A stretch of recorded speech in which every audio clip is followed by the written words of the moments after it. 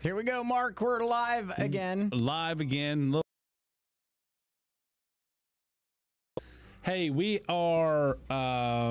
We were just talking about our day a little bit. That you and I both ended up out on 135 in Corden, coming back from Corden. You were coming back from Louisville, and I was coming back from Corden, and I was talking to you about my medical billing experience that I've been dealing with, and it comes down that there's a lot of confusion as to what goes into medical billing and what's a proper bill, and there's a lot of people who end up with getting a procedure done, and their insurance. You think that everything's going well with your insurance, and well, then all of a sudden you get a bill. Boom. And so, and a lot of times it's a big bill. And so that recently happened to me, and I was working through some of that. And it's a lot of it's basic mistake stuff. Somebody didn't put the right code in or what have you. But when you talk about these codes, All right.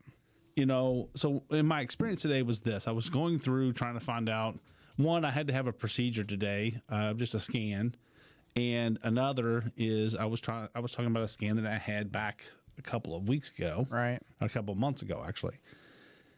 And so I was trying to work out, hey, why did I get this bill and such? And turns out everything's fine. The Harrison County Hospital took care of it perfectly with no problem. So just a shout out to them for the billing team over there going and figuring that out for me.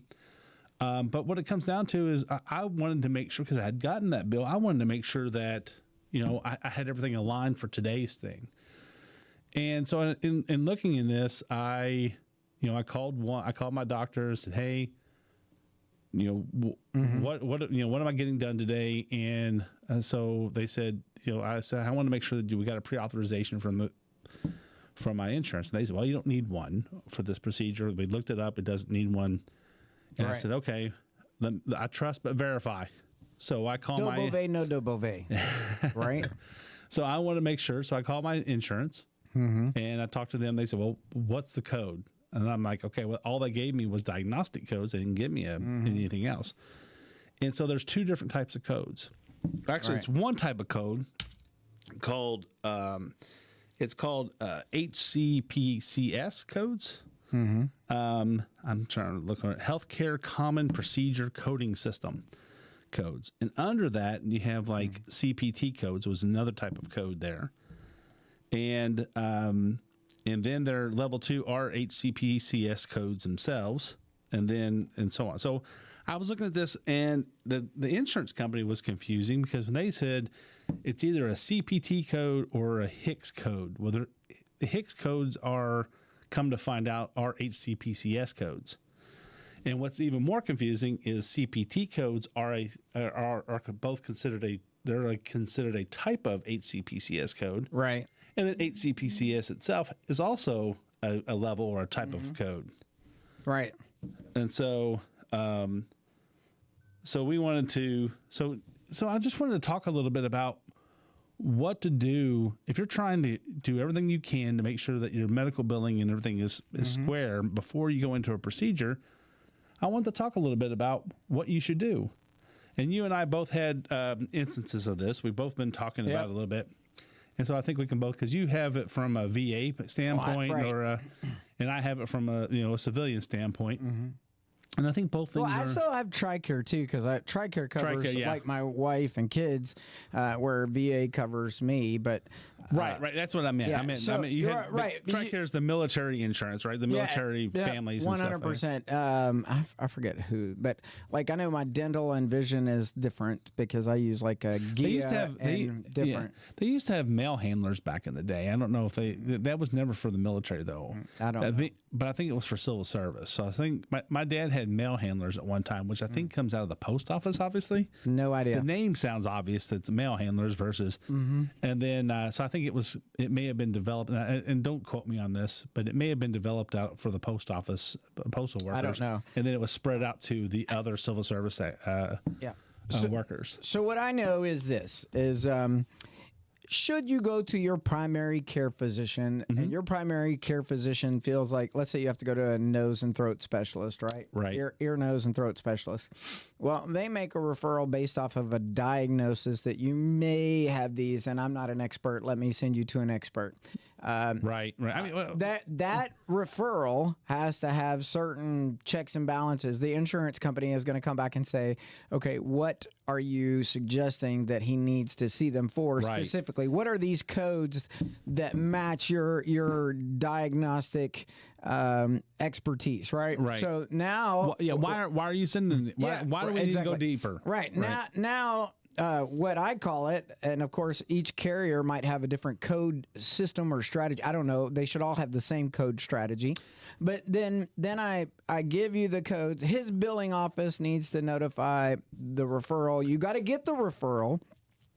But he says, hey, I'm going to call such and such doctor. He's a really good ear, nose, and throat specialist. Well, you need to hit the brakes. Pump the brakes, because anytime the doctor says you need to go see this person doesn't necessarily mean that your insurance aligns with the person that they want you to go see. Are they in network, first of all? In the network, because there is an in-network cost and an out-of-network cost. Right. And, you can justify those in different means, distance of travel, et cetera, or a burden on the family. Yeah, there are certain rules in your insurance. Your insurance may pick up an out-of-network provider under certain circumstances. Yeah. Like you said, like distance or what have you. So assuming that they made a referral to somebody, it's still the patient's responsibility to verify that that the doctor submits the referral, that your insurance company received the referral, and that the referral is for the specific need associated with the preliminary diagnosis. And it gets very specific, because each of the codes that we talked about earlier, they get broken down into categories, but then those categories are very specific. Yeah. For instance, mine today was I was going to have some ultrasound work done, because we thought we wanted to make sure I didn't have any blood clots or anything like that from some of my treatments and things. So they referred me over to the hospital. Yeah. And the hospital, they got this was an extreme circumstance, because they did it all in the same day. We got the results back from a test that said, hey, maybe we should go look at something more. Yeah. And then they sent me over to the hospital to have this test done. All was good, by the way. Right. So. Good. That's good. Thank you, Jesus.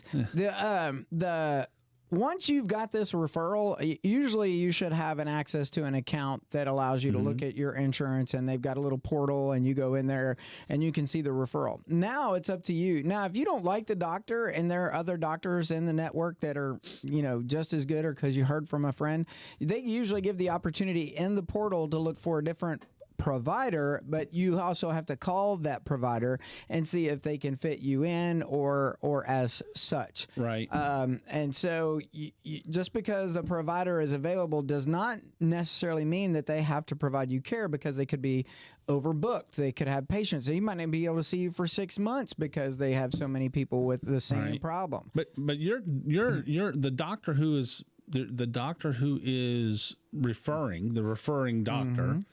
They should do the job of, they should be putting into your insurance and making sure that it's a covered item. They should, but they don't have to. Right. But they generally do, and you can ask them that question: are you getting the pre-authorization for this? And that's the trick. Is some things require pre-authorization in your insurance. Don't assume anything. Don't assume anything.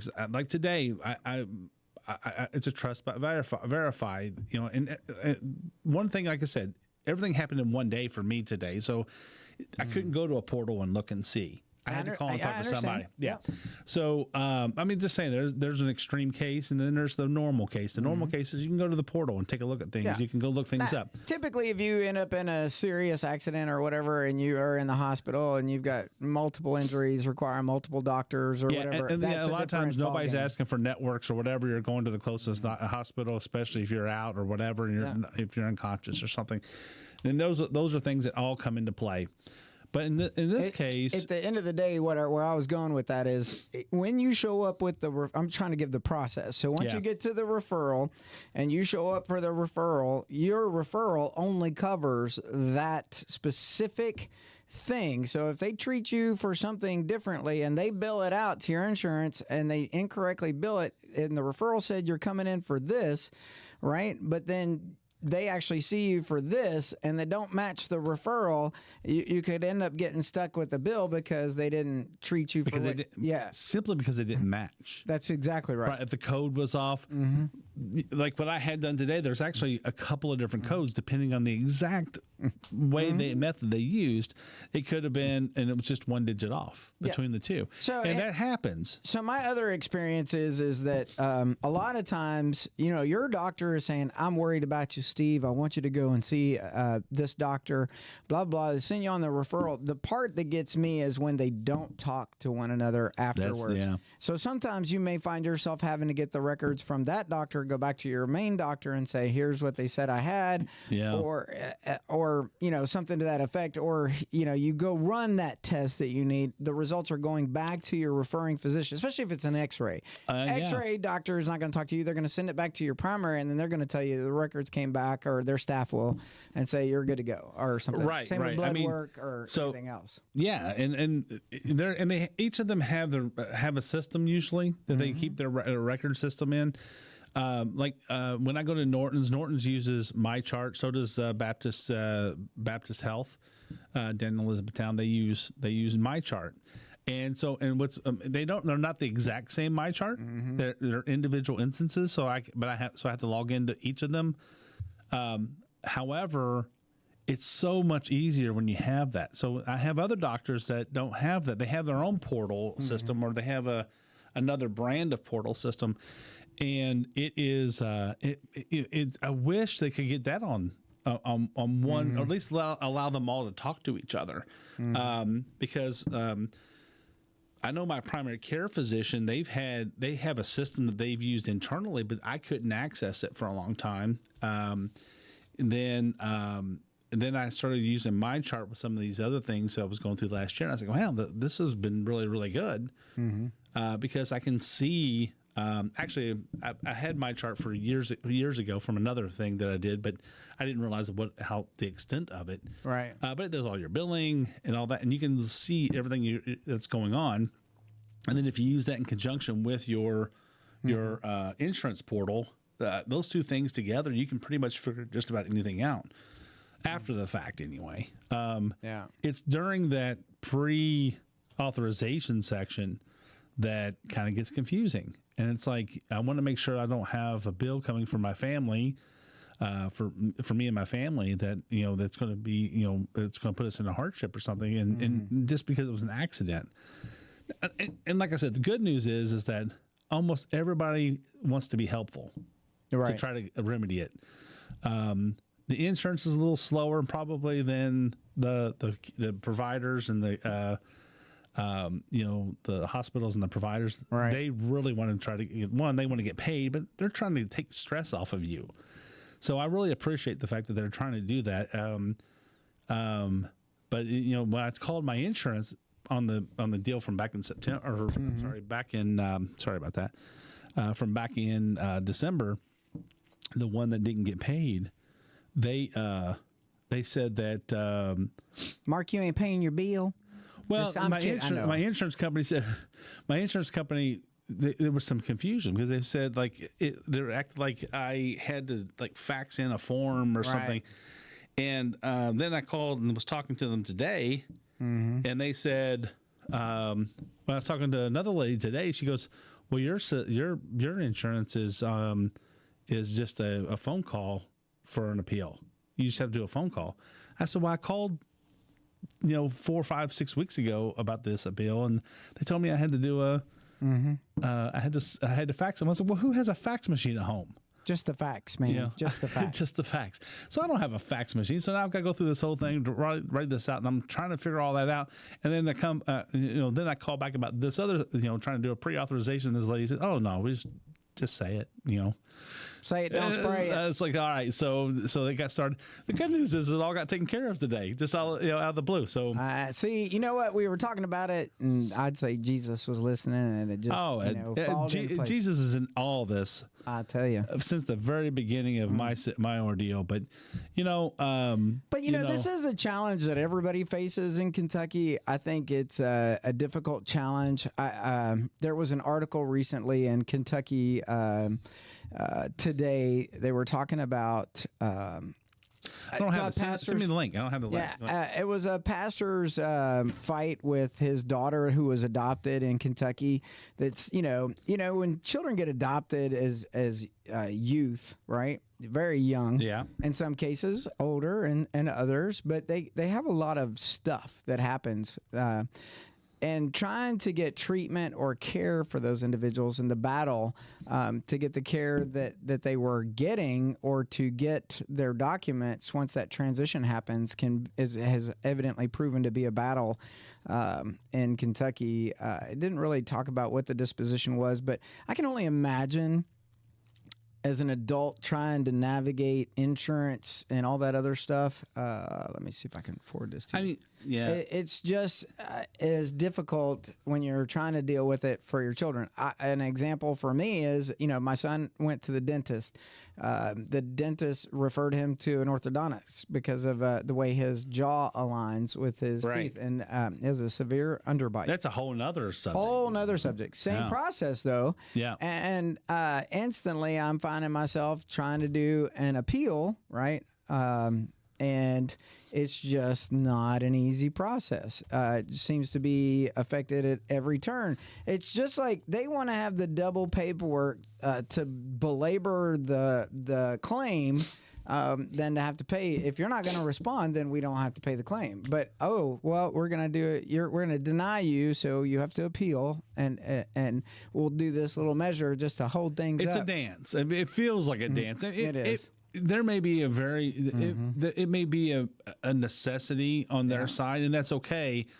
But I don't know what that is. Yeah. Right. And from my standpoint, I'm doing a dance just to make to make somebody happy. Yep. And they're like, well, how did that? How do we get to this? Right? How do we? Yeah. Why is this important that I have to do all this extra legwork? My doctor said, "Hey, I've got a problem. They want to look into, and I've got a test result here that says, hey, something's going on. Seems to me it should be very simple. Ultimately, it was very simple.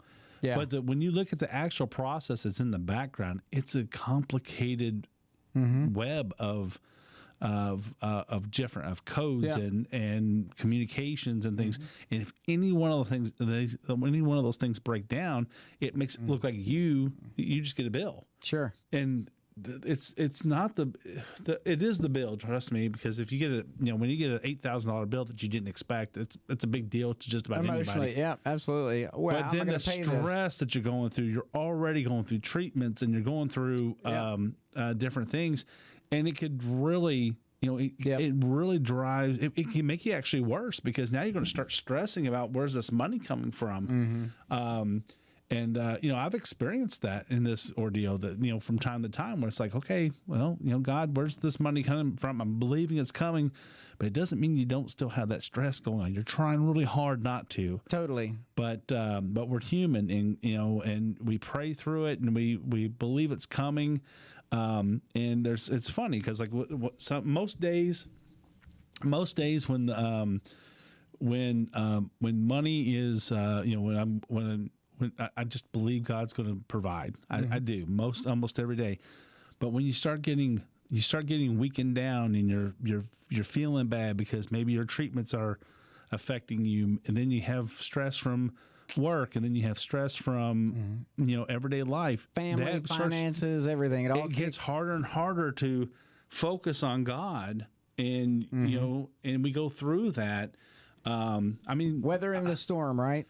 Yeah, that's why I go to church. That's because you go to church, you talk to people, and you make sure you have people in your life that you can talk to about these things, so that those stresses don't become depression and lead you down a worse trail. Yeah. And so I have a very prayerful wife. I have great friends like yourself, people that I can talk to that's an important part of life that keeps you prayed up and keeps you focused on. Have you noticed that on what you can do about it?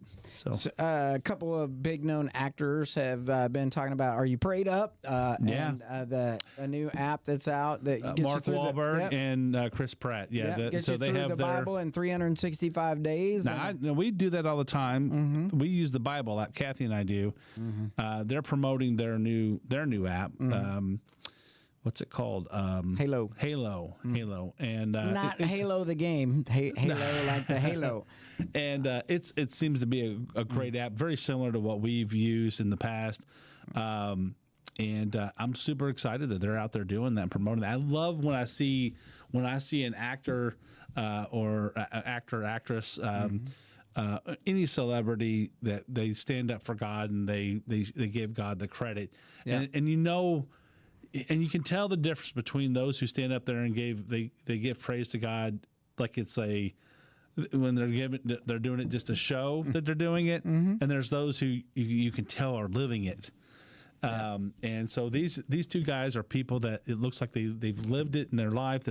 They've basically put their careers on it. They've said, "Hey, I'm thinking of God first, and He's going to take care of me through that." And it's an awesome thing to see and very inspirational. Kentucky's baseball coach. I think I told that story on here once before, or on the other podcast. Wait, it was on another one. Yeah. So where when I found out about my cancer diagnosis, it was like 2 weeks after this, and I didn't know. You always hear people talk about let go and let God do things for you. Give it to God and things like that. It was like, how do you really do that? And in his testimony, he gave, instead of a post-game speech, he gave a testimony, and he talked about where he was just a few years ago and how his walk with Christ has lifted him up out of this. And he figured out that when you give it to God, it's basically you stop focusing on 10 steps down the road and you focus on the next step. And you trust that when you take that step, that the floor is going to be there, and that the next step the floor is going to be there. You're just going to do the things that you can do right in front of you, one step at a time, and you're trusting in God that this is the right path. And you don't try to don't try to switch it on your own. You just keep walking down the path that's in front of you. And that was inspirational, and it really put some things in perspective for me. I came to tears when I saw him do that, a little bit. It just made me feel so warm inside to hear somebody actually say that. And I was like, oh, wow, that kind of clicks for me now. And then 2 weeks later, I found out about this diagnosis, and I was like, okay, well, I prayed through it for the weekend. And you had a lot of prayer support, too. A lot of prayer support from my friends and family. People I didn't even know were praying for me. Sure. And so that's one reason I love living in this community. Same. And so when I went through that, and then I was like, okay, I'm just gonna go to the doctor, find out. I'm trusting that God has put me on the path of the good doctor. You got something else to do in life, brother. Yeah, called Kentucky Talks. Yeah. So anyway, but for real. Yeah. So I figured that out, and so I just took the next step, the next step, and the next step, and I didn't look. I didn't even look up what the diagnosis was. I didn't look. I was like, just prayed about it. Said, I'm giving this to God. And normally, I go look everything up, and I'm going to see, well, what does this doctor say about it? What does that doctor say about it? No, I just said, God, I think you put me in the right hands with the right doctor. I'm going to do what he tells me to do. I'm not going to try to second guess anything. I'm just going to go and do. And I did. And, there you go. Right now I'm cancer free. I mean, there's a couple things we're watching, but the doctor, my oncologist, says he doesn't believe that it's anything to worry about. So, I'm not going to. So to go off the spectrum here, so let's go from one side to the next. Donald Trump spoke this week, not a State of the Union, but a speech. Kind of hard to give a State of the Union, 4 weeks in or whatever. However, there's a lot that's been happening. But what are your thoughts on Al Green's disruption and the handling of? I felt like civility? it was very much just a put on a fake. Yeah, I didn't feel like it from Al Green or from the House. House? From Al Speaker. Green. Okay. Well, Al Green, he stood out there. It kind of reminded me of the story when I saw him with that cane. It kind of reminded me of the story where what was it, Calhoun or whatever, back in the 1860s, or when he beat that one senator or something. There's a story out there where I think his name was Calhoun. Took his cane. He was from South Carolina. I think he was from South Carolina, and he beat his opponent. They were talking about slavery and things like that, and he beat the man and put him in the hospital. And he took him years to recover. And this was on the House floor, right, or on the Senate floor, one of the two. And so those type of things are you're thinking wow. When I saw him out there with that cane, it reminded me of that story. And it's a true story. I mean, you think that they get hostile now? Imagine that. So, in transitioning from that, obviously order and decorum was met by removing him. Now, on these college campuses where they receive federal funding, and you have these protesters that think that they can just jump up and create hostilities on campus for other students and violating their civil rights. What do you think about them losing their visas and their citizen rights and being sent back over to their home countries versus going to school? I mean, there's certainly, you need to be, when you're coming here, you're not. It's not like when you're a citizen. When you come here, and you're here on a visa or what have you. You need to be on probably a little bit better behavior than even a regular citizen, because a regular citizen, they're going to put them in jail for disruption or what have you. But you're here when you're here on a visa and you do something disruptive like that, well, the government has every right to pull that visa and send you home. Say bye-bye. Yeah. And we'll keep your money. Thank you very much. And I don't necessarily, I hope it doesn't come to that so really quickly, but at the same time, I hope it shuts it down. So this is what I don't understand. But you need to affect behavior. You definitely need to affect that behavior. Okay, so I don't understand why the president of the school doesn't do that. Any president of any school owns the security of the school and the safety for every one of its students. I'm sorry, but if you're here like a redheaded stepchild trying to come into this school and you're a U.S. citizen or you're a foreign national, I'm keeping your money and I'm kicking you off the campus. You are creating an unsafe environment for our students, and where is the patriotism of the schools and their responsibilities to the nation in regards to? Well, I mean, it's the priorities that's mixed up. I'd say they have it in their mind that they have to protect the least, and at the sake of the most. And it's like, well, wait a minute, that's not really how this is supposed to work. It's actually not a democratic ideal. No, that's not. That's a patriotic. It's privilege. Privilege. It's a privileged ideal, and it's like, when you have when the majority. So, and in that sense, the privilege, I don't think you should get any federal funding if you're going to continue to condone those types of acts and our higher educated individuals. I agree. They should cut off the funding to those schools and those, whatever it may be. I mean, what do you think? So you're a Kentucky fan, so a UK fan. So if that happened on UK, would you feel the same? Yeah. I mean, I would be ashamed if they let that go on the UK campus. Well, nobody's saying that they have. I'm just saying for perspective. I honestly think the leadership on UK would do a good job. I just think it's these for the most part. Colleges that you want to allow free speech, sure, right, in the right form, but not hate and not trying to shut down. You can't shut down schools. You can't shut down classes, but you should have streets or highways. But they should have a vigorous debate in the common space about it. But you're not going to make a change. But they don't want to talk about it. They want to hold hostage, and that's that's what the Democratic Party has showed at the Democrats in the Congress showed on Tuesday. They wanted to try to hold up and disrupt and because they don't agree with the election, and so and I don't understand if a democratic society elected a man for president, right? How is it protecting democracy by trying to force him not to be able to run the government, not to be part of the government. They're confusing what they mean when they mean that they're protecting democracy. They're meaning they're protecting the Democratic Party. Yeah, they're not talking about democracy as a government. They're talking about democracy as the Democratic as the Democratic Party, right? And their principles and what they want to stand up for.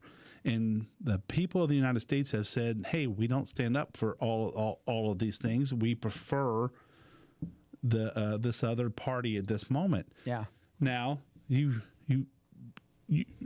can't go around and just say, "Oh, the people are stupid," because that's what they've been saying for the last what is it, 108 days or 110 days or something like that since the election day. That's what they've been saying. People were just stupid. They didn't know. And it's like, well, wait a minute. Yeah. We decide who we want to do these things, so we all go and vote. Yes, some of us are more partisan than others. The people who are saying this stuff are more partisan than the people in the Democratic Party. So not every Democrat believes in this stuff. But the people that they've chosen to be their leadership has shown that that's what they believe in. So that's what is representing the party. It wasn't always that way. It used to be a real choice, right, between Democrat Party and Republican Party. Yeah, and it's not. To me, it's no choice anymore. It's like, you see how many people are moving over to the Republican Party these days. It's just. Well, I think a lot of that too has to deal with your Christian values. Yeah. I think which party is most aligned with your Christian values, and that's kind of how you align. I just can't.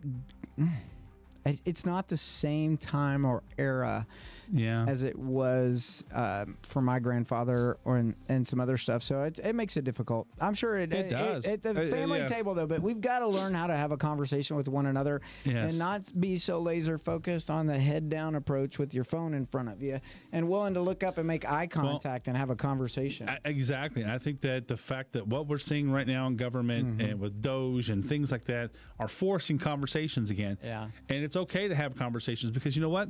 Look, you saw President Trump come out the other day and say, "Listen, hey, we want to use a scalpel, not a hatchet, to go down these layoffs." He's got his cabinet in place, his secretaries are in place, and now he's putting it on them to go and carve out what's necessary and what's not necessary. Right. Well, that concludes this week's episode of Kentucky Talks. This is our third episode, Volume 1. Volume 1. Get out and get your local messenger. You can get it at themessengerky.com or you can get it at the newsstand. I take it.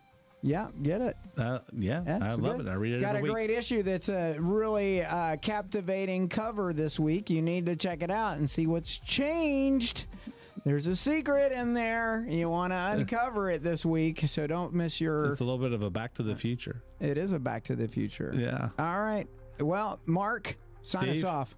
Well, Steve, thanks for putting this on again. Guys, thank you all for listening to us and talking to us. One thing I would like to talk to you guys about in the future, and I implore you guys to let us know. I'd like us to look at some of the things that people just like. Some little maybe there's a gadget you like that you've seen, and let's introduce to it. I would like us to start maybe having a segment where we can just do some things like that, where we can just say, this little guy right here is such a cool little thing, a little toy or a little thing. And I've got a little spring-fed bread tie at the house that I love. I think it's one of the greatest things in the world. And I'm gonna bring that on. We're gonna talk about that one day. But if you have anything like that, guys, let us know. See you soon. See you guys.